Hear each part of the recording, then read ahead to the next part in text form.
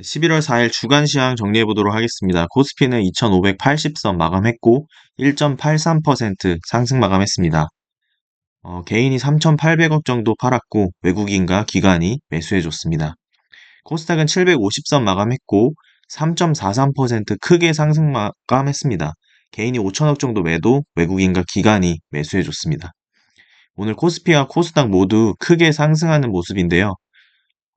민주당에서 밸류업 폐지 결론을 내면서 그동안 많이 눌려왔던 주식들 크게 상승하는 모습이 나와줬습니다.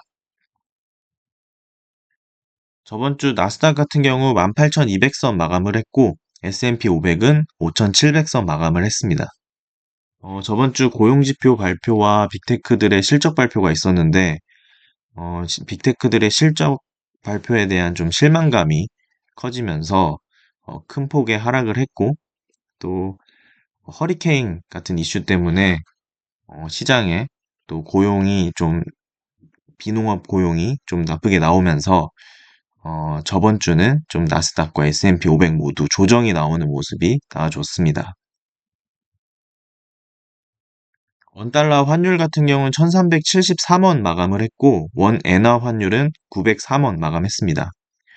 원달러 환율이 트럼프의 당선 확률이 높아지면 많이 올라가고 해리스가 높아지면 내려가는 모습이 나와주고 있습니다. 그래서 이제 해리스가 주말 사이에 트럼프의 지지율을 제꼈다라는 이야기가 나오자 좀 원달러 환율이 좀 내려가고 있는 모습 나오고 있습니다. WTI 유가는 69불 마감을 했고 휘발유는 1610원, 국제금도 해리스가 좀 올라오자 트럼프 트레이드 종목들이 많이 내려가고 있는 모습입니다. 비트코인 또한 주말 사이에 많이 내려가는 모습 나와줬습니다. 오늘 시장 전체적으로 좋은 모습 나와줬습니다. 그동안 많이 내렸던 종목들 거의 전부 올라가는 모습이었고 특히 바이오 관련돼서도 많이 올라가는 모습입니다. 또 오늘 하이닉스 같은 경우는 6.48% 정도 크게 상승했습니다. 세계 최초로 HBM3 12단을 이제 내년 정도에 발표할 것이라고 이야기가 나오면서 하이닉스는 HBM 쪽에서 너무 독보적으로 잘하고 있는 모습입니다. 반면에 삼성전자는 HBM3E도 아직 퀄 테스트가 이제 통과됐는지 아직까지 정확히 모르는 상황에서 좀 계속 하이닉스와 격차가 벌어지고 있는 모습입니다. 이 와중에 오늘 하이닉스가 행사에서 삼성전자가 삼성전자의 자리를 하이닉스가 이제 넘보는 거 아니냐라는 질문에서 삼성전자는 많은 경험과 기술을 갖고 있다. 그래서 잘 할 것이다. 라고 좀 독려하는 모습 보여주면서 좀 여유로운 모습을 보여줬습니다. 어, 그리고 또 중국이 11월 8일부터 다음 달까지 내년 초까지 해서 무비자 입국을 받는다고 해서 또 그와 관련돼서 여행주도 많이 올랐고 또 화장품주들도 좀 큰 폭의 상승 나와줬습니다. 또 2차 전지들도 많이 눌렸었는데 또 크게 올랐고 오늘은 뭐 전체적으로 다 올랐기 때문에 또 이슈로만 보면 될 것 같습니다. 이슈는 또 대왕고래 관련돼서 또 첫 시추 위치 확정이 오늘 나왔습니다. 그래서 동해 가스전 프로젝트가 이제 다음 달 첫 시추공을 뚫을 예정이고 다음 달 중순쯤에 첫 시추 작업이 본격 착수되고 결과는 내년 상반기에 나온다고 합니다. 그래서 이 안에 이 종목들은 좀 정리를 해야 될 것 같습니다. 그리고 오늘 밸류업 ETF가 상장이 됐습니다. 5,100억 규모 밸류업 ETF가 나왔고 ETF는 총 12개 자산운용사에서 낸 ETF가 나왔습니다. 그래서 100개 종목이 편입됐고 연 1회 종목 정기 변경을 한다고 합니다. 그래서 운용사들은 이제 운용 보수를 인하하면서 이제 경쟁이 매우 치열해지고 있는 상황입니다. 그래서 이번 주는 매우 중요한 것이 내일 미국 대선이 있습니다. 그래서 이제 미국 대선에 따른 결과에 따라서 변동성이 매우 커질 예정이고 그리고 그 다다음 날 FOMC 금리를 어떻게 할지 결정을 합니다. 그렇기 때문에 이번 주 가장 중요하게 봐야 될 것은 대선입니다. 그래서 대선 결과에 따라서 또 연준이 FOMC에서 어떤 발언을 하는지 이런 것들을 잘 지켜봐야 될 것 같습니다. 그래서 이제 현재 트럼프가 지지율이 어느 정도냐를 한번 보시면 3% 차이로 트럼프가 현재는 지고 있다고 합니다. 저번 주에는 이기고 있었는데 해리스가 전국 여론조사를 해서 트럼프의 3%를 앞섰다고 합니다.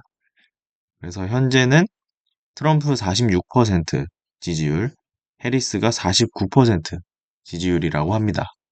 그래서 당장 내일인데 결과가 어떻게 될지 마지막까지 좀 알 수 없게 좀 여론이 형성되고 있는 모습입니다. 그래서 일단은 트럼프가 되면은 환율이 1,400원 안착이 될 것이다. 그리고 해리스가 되면 환율은 1,350원까지 급락할 것이다. 라는 내용들이 나오고 있는데 아무래도 트럼프가 관세 정책과 또 미국 국채 발행, 뭐 부채 이런 것들을 엄청 발행하면서 인플레 자극을 많이 할 것이다. 라는 경제학자들의 관측이 있습니다. 그렇기 때문에 또 트럼프가 되면 미국 금리가 계속 올라갈 것이다. 그래서 달러가 이제 강해질 것이다라는 내용이 많이 나오고 있고 해리스가 되면은 기존의 정책을 유지하면서 금리가 계속 내려갈 거기 때문에 어, 환율도 1350원까지 급락할 것이다라는 내용이 나오고 있는 상황입니다. 어쨌든 미국은 현재 생각하는 거는 트럼프가 되면 그래도 경제는 강해질 것이다라는 생각을 하고 있는 것 같고 해리스가 되면은 크게 경제가 변화는 없을 것이다 라는 생각을 하고 있는 것 같습니다. 하지만 트럼프가 되면은 너무 큰 변동성이 찾아올 것이어서 이런 거에 대한 좀 우려가 좀 공존하고 있는 모습입니다. 그래서 이 기사 보시면 트럼프가 재선할 경우 시장에서는 미국의 대규모 국채 발행 가능성을 우려하고 있습니다. 또 교역 상대국에 대한 대규모 관세 부과는 인플레이션 재심화, 미국의 금리 인하 시점 지연으로 이어질 수 있고 미국의 고금리가 오래 유지될수록 달러는 강세를 나타내며 환율 상승 요인으로 작용할 수 있습니다. 반면 해리스가 당선되면 금융시장이 안도할 수 있는 부분은 국제 금리 안정과 정책의 연속성이라고 합니다. 그래서 해리스 당선되면 트럼프 트레이드로 급등했던 국채 금리가 다시 돌아올 것으로 보입니다. 현재 미국 국채 금리가 계속 올라가고 있었죠. 그래서 트럼프가 되면 어, 금리 인하 시점 지연, 그리고 대규모 국채 발행 가능성, 관세로 인해 인플레이션 재심화로 인해서 좀 머리가 복잡해지는 상황이고 해리스가 당선되면은 금리 안정되면서 금리 인하 사이클 지속될 것 같습니다. 그래서 누가 되는지에 따라 전체적으로 금융시장의 분위기가 많이 바뀔 것으로 보입니다. 하지만 정책적 불확실성은 없어지기 때문에 그 부분에 대해서는 조금 시장이 안도감이 나올 수 있습니다. 그래서 FOMC가 이제 열리는데 FOMC도 트럼프가 승리하냐, 해리스가 승리하냐에 따라서 좀 공식이 달라집니다. 만약 트럼프가 승리한다면 훨씬 더 확장적인 재정 정책, 그리고 잠재적인 무역 전쟁, 적자 확자에 따라 금리가 매우 높아져야 될 것이라고 주장했기 때문에 또 연준도 이에 맞춰서 정책을 짤 것 같습니다. 그래서 재정 정책으로 적자와 재정 부양책이 확대돼서 인플레이션이 심화될 것으로 보인다면 연준은 재정 정책이 확장되는 것에 맞서서 통화 정책을 긴축할 필요가 있다고 느낄 수 있다고 합니다. 그리고 반면에 민주당의 해리스가 당선되면 느리고 장기화된 연착륙 경제가 지속되겠다. 하지만 좀 경기는 다소 둔화할 것이다. 라는 내용입니다. 그래서 트럼프가 승리해서 인플레 다시 자극하면은 금리가 다시 올라갈 가능성까지도 염두에 둬야 될 것 같습니다. 그래서 FOMC는 대선 결과에 따라 또 연준이 또 유두리 있게 발언을 할 거기 때문에 일단은 내일 있을 대선 결과 잘 지켜보면서 이번 주는 거기에 시장 거기에 집중하면서 시장을 팔로우 해봐야 될 것 같습니다. 이상입니다.